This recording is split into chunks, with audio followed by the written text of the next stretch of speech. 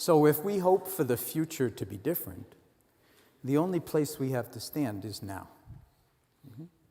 Because, first of all, it's the future of all the moments that have come before. So if you want to be in the future, here you are.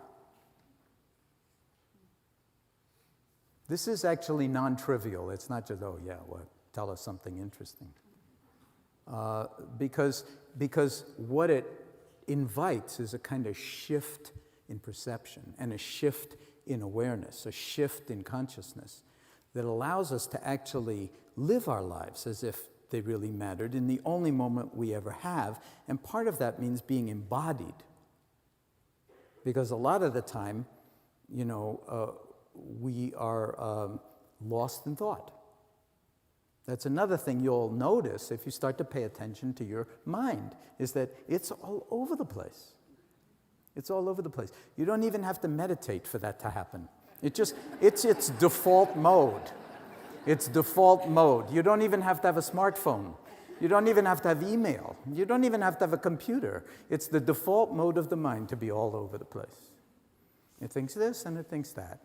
And it likes this and it hates that.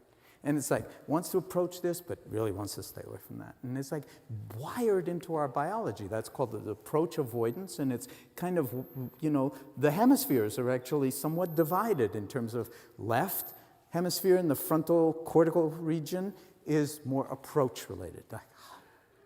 And right activation, more, and that's one of the fundamental biological, features of living systems. Move towards food, move away from danger. Perfectly natural.